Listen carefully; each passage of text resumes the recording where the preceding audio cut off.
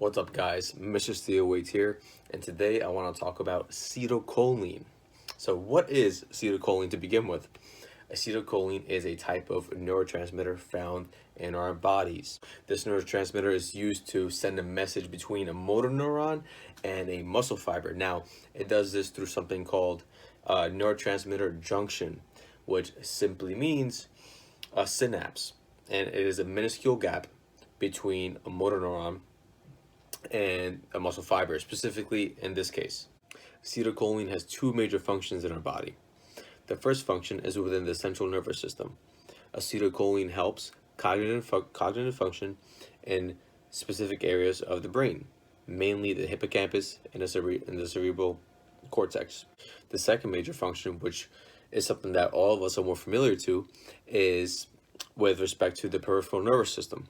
Now, what does that mean? It means that acetylcholine is very involved in muscular contractions. It sends signals out to the muscle fibers in order to contract them. Now, with respect to personality types, people that are acetylcholine dominant tend to be those that recall random facts. They have great memory. Now, I think this has to be every single girlfriend out there, including mine. They can recall amazing things. Anyways, if you're acetylcholine dominant, you're more likely to recall random facts and random trivia. Some further qualities that may identify you as acetylcholine dominant could include being flexible, creative, spontaneous, intuitive, innovative. And usually the people that are acetylcholine dominant are the mediators in conflicts, which is super interesting. A high presence of acetylcholine also indicates a high brain speed, which impacts creative function. So a lot of guys and girls that are acetylcholine dominant actually tend to be like actors, actresses, entertainers, and people along those career paths. They're also more likely to be in public service. Those are some of the qualities that describe someone who would be acetylcholine dominant.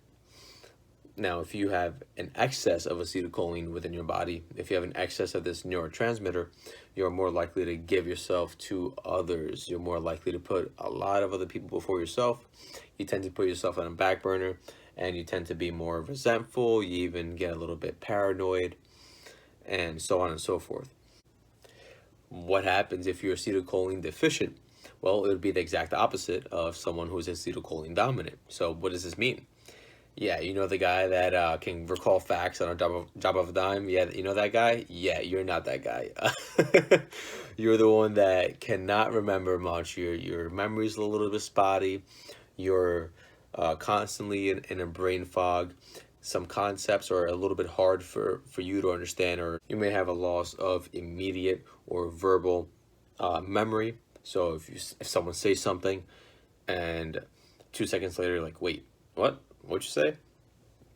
Yeah, so that would be a case of someone who may be acetylcholine deficient, difficulty concentrating, impaired abstract thinking, and diminished comprehension. Like I was saying, concepts may be a little bit hard to grasp. You may need to hear them a little bit over and over again. Some physical problems that could be associated with someone who is acetylcholine deficient include the following: high cholesterol, anxiety, dyslexia, eye disorders, inflammatory problems, slowness of movement, and dry cough and mouth are a couple of the things that could arise from being acetylcholine deficient. Now, if you are acetylcholine deficient, what are some supplements and foods? Now we're getting to the nitty gritty. So if you find out that you're acetylcholine deficient, right, what are the stuff that you can take to help you out? Well, some recommended supplements for you include thiamine, taurine, vitamin B12, and choline. Some foods that you could take that include the following but are not limited to are eggs, shrimp, salmon, clams, herring, mackerel, milk, almonds, and tofu. That is it for acetylcholine. Just so that you guys are aware, acetylcholine plays a lot more intricate role in the autonomic nervous system, which includes the parasympathetic system, which is the rest and digest system, and the sympathetic system, which is the fight or flight system. So acetylcholine plays a major role in that, and also the central nervous system, like I was saying before. So if you're acetylcholine dominant, just be aware of your personality traits and capitalize on your strengths. If you know what they are, capitalize on them.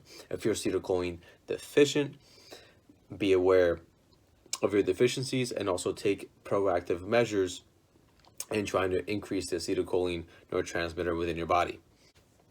Don't forget about the supplements, don't forget about the foods, and just be as consistent as you can be with the foods and the supplementation.